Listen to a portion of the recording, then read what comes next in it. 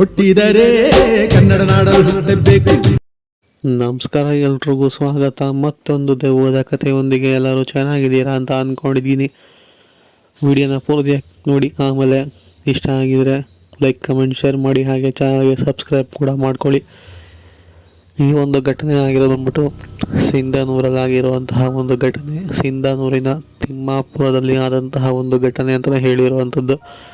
ಈ ಒಂದು ಘಟನೆ ತಿಳಿಸ್ಕೊಟ್ಟಿರೋದು ಬಂದ್ಬಿಟ್ಟು ಅವ್ರ ಹೆಸರು ಬಂದ್ಬಿಟ್ಟು ನವೀನ್ ಅಂತ ಹೇಳಿ. ಸೊ ಇವರು ಮೂಲತಃ ಬಳ್ಳಾರಿಯವರು. ಸೊ ಬಳ್ಳಾರಿಯಿಂದ ಸಿಂಧನೂರಿಗೆ ತುಂಬ ದೂರ, ಅಂದರೆ ಸ್ವಲ್ಪ ಟ್ರಾವೆಲಿಂಗ್ ಟೈಮ್ ಜಾಸ್ತಿ ನಡೆಯುವಂಥದ್ದು. ಸೊ ಇವರೆಲ್ಲ ಒಟ್ಟಿಗೆ ಓದಂತಹ ಫ್ರೆಂಡ್ಸ್ ಇದ್ದಾರಲ್ಲ, ಅಂದರೆ ಒಟ್ಟಿಗೆ ಓದಂತಹ ಫ್ರೆಂಡ್ಸ್ ಇದ್ದಾರಲ್ಲ, ನವೀನ್ ಮತ್ತು ಅವರ ಸ್ನೇಹಿತರ ಹೆಸರು ಬಂದ್ಬಿಟ್ಟು ಚಂದನ್ ಅಂತ ಹೇಳಿ. ಸೊ ಇವರು ಮತ್ತು ಈ ಒಂದು ನವೀನ್ ಇಬ್ಬರು ಕೂಡ ತುಂಬಾ ಒಳ್ಳೆಯ ಸ್ನೇಹಿತರು ಅಂತ ಹೇಳ್ಬೋದು. ಸೊ ಒಟ್ಟಿಗೆ ಒಂದೇ ಕಾಲೇಜಲ್ಲೇ ಓದ್ತಿದ್ರು. ಸೊ ಈಗ ಅಂದರೆ ಆ ಕಥೆ ಆಗಿರೋ ಬಂದ್ಬಿಟ್ಟು ರೀಸೆಂಟಾಗಿ, ಬಟ್ ಇವರು ಕಾಲೇಜ್ ಡೇಸಿಂದನೇ ಒಳ್ಳೆಯ ಫ್ರೆಂಡ್ಸ್ ಅಂತ ಹೇಳಿರೋ ಅಂಥದ್ದು.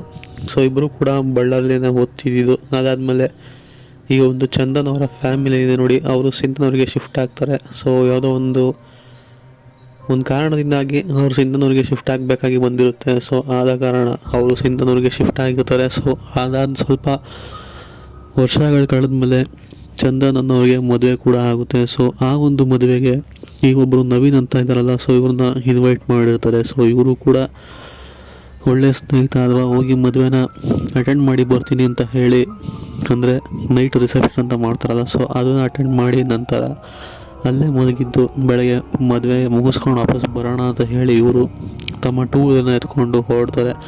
ಇವರು ಬಿಟ್ಟಾಗ ಸಮಯ ಒಂದು 3 ಗಂಟೆ ಇರ್ಬೋದು, ಮಧ್ಯಾಹ್ನ 3 ಗಂಟೆ 4 ಗಂಟೆಗೆ ಬಿಟ್ಟಿರ್ಬೋದು.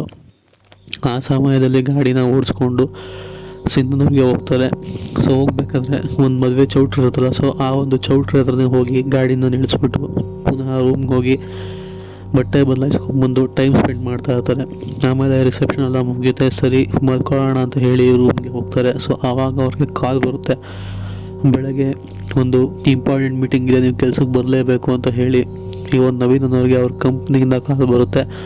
ಇಲ್ಲ ಸರ್, ನಾನು ಈ ಥರ ಲೀವ್ ಕೇಳಿದ್ನಲ್ಲ, ನನ್ನ ಫ್ರೆಂಡ್ ಮದುವೆಗೆ ಬಂದು ನನಗೆ ಬೇಕೇ ಬೇಕು ಅಂತ ಇವರು ಕೂಡ ರಿಕ್ವೆಸ್ಟ್ ಮಾಡ್ತಾರೆ. ಬಟ್ ರಿಕ್ವೆಸ್ಟ್ ಮಾಡಿದ್ರು ಕೂಡ ಇಲ್ಲ, ಆಗೋದಿಲ್ಲ, ನೀವು ಬರಲೇಬೇಕಾಗುತ್ತೆ.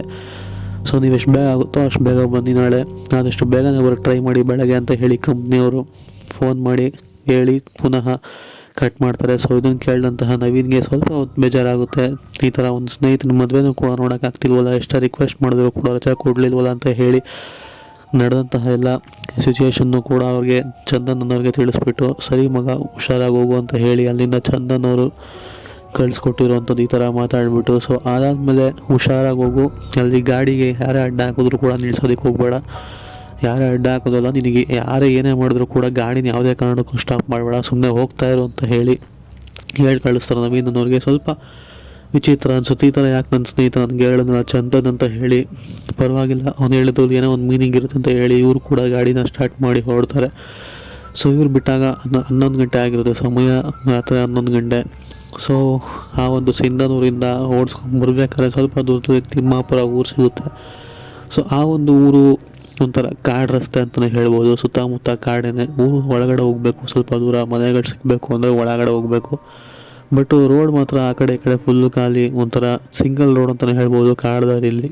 ಹೀಗೆ ಹೋಗ್ಬೇಕಾದ್ರೆ ಅವ್ರಿಗೆ ಮುಂದೆಗಡೆ ಯಾವುದೋ ಒಂದು ವ್ಯಕ್ತಿ ಡ್ರಾಪ್ ಕೇಳಿದ್ರೆ ಅವ್ರಿಗೆ ಕಾಣಿಸ್ಬರುತ್ತೆ. ಸೊ ಆ ಸಮಯದಲ್ಲಿ ಆ ಕಡೆ ಈ ಕಡೆ ಯಾವ ಗಾಡಿಗಳು ಕೂಡ ಓಡಾಡ್ತಾ ಇರೋದಿಲ್ಲ.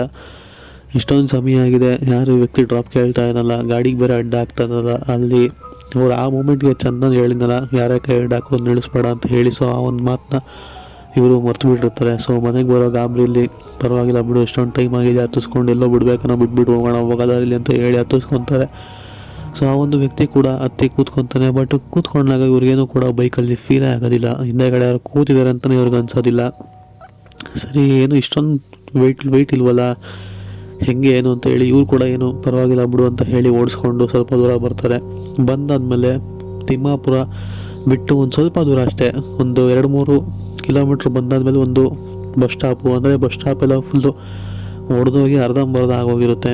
ಆ ಬಸ್ ಸ್ಟಾಪ್ ಹಿಂದೆಗಡೆ ಒಂದು ಪಾಳು ಬಿದ್ದಿರೋ ಮನೆ ಕೂಡ ಇರುತ್ತೆ. ಒಂದೇ ಒಂದು ಮನೆ, ಒಂದೇ ಒಂದು ಬಸ್ ಸ್ಟಾಪ್, ಎರಡೇ ಇರೋ ಅಂಥದ್ದು ಅಲ್ಲಿ ಅದಾದಮೇಲೆ ಸ್ವಲ್ಪ ದೂರ ಆದಮೇಲೆ ಮನೆಗಳು ಕಾಣಿಸ್ಬರುತ್ತೆ. ಸೊ ಅಲ್ಲಿ ಈ ಒಂದು ವ್ಯಕ್ತಿ ಹೇಳ್ಕೊಂಬಿಡ್ತಾನೆ ನಮ್ಮ ಮನೆ ಬಂದು ನಿಲ್ಲಿಸಿ ಅಂತ ಹೇಳಿ. ಸೊ ಇವರು ಕೂಡ ಇಳಿಸ್ಬಿಟ್ಟು ಸರಿ ಮೋಸ್ಟ್ಲಿ ಅಲ್ಲಿ ದೂರದಲ್ಲಿ ಮನೆಗಳು ಕಾಣ್ತಿದೆಯಲ್ಲ ಅಲ್ಲೇ ಇರ್ಬೋದೇನೋ ಇವ್ರ ಮನೇನ ಅಂತ ಹೇಳಿ, ಇಲ್ಲ ಪರವಾಗಿಲ್ಲ ನೀವು ಹೋಗಿ ಅಲ್ಲಿವರೆಗೂ ನಾನು ಕೂಡ ಬಿಡ್ತೀನಿ ಬನ್ನಿ ನಿಮ್ಮ ಮನೆಗೆ ಅಂತ ಹೇಳಿ ಇವರು ಗಾಡಿನ ಸ್ಟಾರ್ಟ್ ಮಾಡಿ ಮುಂದೆ ಹೋಗೋಕ್ಕೆ ಪ್ರಯತ್ನ ಪಡ್ತಾರೆ. ಬಟ್ ಇಲ್ಲ ನಮ್ಮ ಮನೆ ಅದಲ್ಲ, ನಮ್ಮ ಮನೆ ಇದೆ, ಬಸ್ ಸ್ಟಾಪ್ ಹಿಂದೆಗಡೆ ನಮ್ಮ ಮನೆ ಇದೆ, ನಿಲ್ಲಿಸಿ ಅಂತ ಹೇಳಿ ಆ ಒಂದು ವ್ಯಕ್ತಿ ಅಲ್ಲಿಂದ ಇಳ್ಕೊತಾನೆ. ಇಳಿಬೇಕಾದ್ರೆ ಕೂಡ ಅವ್ರಿಗೆ ಫೀಲ್ ಆಗೋದಿಲ್ಲ. ಮೊದಲೇ ಗಾಡಿ ಫುಲ್ಲು ಲೈಟ್ ವೆಯ್ಟ್ ಆಗಿತ್ತು, ಹತ್ತಿದ್ದು ಫೀಲ್ ಆಗಿಲ್ಲ, ಇಳಿದು ಫೀಲ್ ಆಗಿಲ್ಲ. ಅದಾದಮೇಲೆ ಹೋಗ್ತಾ ಒಂದು ವ್ಯಕ್ತಿ ಆ ಒಂದು ಪಾಳು ಬಿದ್ದಿರೋ ಮನೆ ಒಳಗಡೆ ಹೋಗ್ಬಿಡ್ತಾನೆ. ಇದು ಪಾಳು ಬಿದ್ದಿರೋ ಮನೇಲಿ ಯಾರು ವಾಸ ಮಾಡೋಕ್ಕೆ ಸಾಧ್ಯ, ಇವ್ರಿಗೇನು ತಲೆ ಸರಿ ಇಲ್ವಾ ಹಂಗೆ ಹಿಂಗೆ ಅಂತ ಹೇಳಿ ಇವರು ಕೂಡ ಗಾಡಿನ ಸೈಡ್ ಹಾಕ್ಬಿಟ್ಟು ಹೋಗಿ ಯಾವುದೇ ಒಂದು ಪಾಳು ಬಿದ್ದಿರೋ ಮನೆಯಲ್ಲಿ ಸುತ್ತಮುತ್ತ ಹುಡುಕ್ತಾರೆ. ಬಟ್ ಅಲ್ಲಿ ಯಾವುದೇ ರೀತಿಯ ವ್ಯಕ್ತಿ ಅವರಿಗೆ ಕಾಣಿಸೋದಿಲ್ಲ. ಇದೇನು ಇವಾಗಿಂದ ಅಂತಲೇ ಗಾಡಿಯಲ್ಲೇ ಬಿಟ್ಟೆ ಡ್ರಾಪ್ ಮಾಡಿದೆ, ಇವ್ರು ನನ್ನ ಕಣ್ಣು ಮುಂದೆಲ್ಲ ಈ ಒಂದು ಪಾಳು ಬಿದ್ದಿರೋ ಮನೆ ಹತ್ರ ಬಂದರು, ಇವಾಗ ನೋಡಿದ್ರೆ ಇಲ್ಲಿ ಯಾರೂ ಇಲ್ವಲ್ಲ ಅಂತ ಹೇಳಿ ಅಲ್ಲಿಂದ ಬರ್ತಾರೆ ಆಚೆ ಕಡೆ. ಸೊ ಬಂದಮೇಲೆ ಪುನಃ ಅವ್ರಿಗೆ ಚಂದನ್ ಅನ್ನೋರ ಕಡೆಯಿಂದ ಫೋನ್ ಬರುತ್ತೆ, ಏನು ರೀಚ್ ಆದ ಮನೆಗೆ ಹೋಗಿದೆಯಾ ಅಂತ ಹೇಳಿ ಫೋನ್ ಮಾಡ್ತಾರೆ. ಇಲ್ಲ ಇಲ್ಲಿ ಯಾರೋ ಡ್ರಾಪ್ ಕೇಳಿದ್ರು, ಸೊ ಅವರು ಕೊಟ್ಟೆ. ಆಮೇಲೆ ಅವ್ರು ಯಾವುದೋ ಪಾಳು ಬಿದ್ದಿರೋ ಮನೆ ಒಳಗಡೆ ಹೋದರು, ಇವಾಗ ನೋಡಿದ್ರೆ ಯಾರೂ ಕಾಣಿಸ್ತಾನಿಲ್ಲ ಅಂತ ಆದ ಎಲ್ಲ ಸಿಚುವೇಶನ್ನು ಕೂಡ ತಿಳಿಸ್ಕೊಡ್ತಾರೆ. ಆವಾಗ ಚಂದನ್ ಬೈತಾರೆ, ನಿನಗೆ ಯಾರು ಹೇಳಿದ್ದು ಗಾಡಿ ನಿಲ್ಸೋಕ್ಕೆ, ನಾನು ಹೇಳಿದ ತಾನೇ ಏನೇ ಆದರೂ ನಿಲ್ಲಿಸ್ಬೇಡ, ಯಾರೇ ಕೈ ಹಾಕೋ ನಿಲ್ಲಿಸ್ಬೇಡ ಹೋಗು ಅಂತ ಹೇಳಿ. ಅದು ಮನುಷ್ಯರಲ್ಲ, ಅದು ದೆವ್ವ, ಅಲ್ಲಿಂದ ಎಷ್ಟು ಬೇಗ ಆಗುತ್ತೋ ಅಷ್ಟು ಬೇಗ ಗಾಡಿನ ಎತ್ಕೊಂಡು ಹೋಗು ಅಂತ ಹೇಳಿ ಬೈತಾರೆ.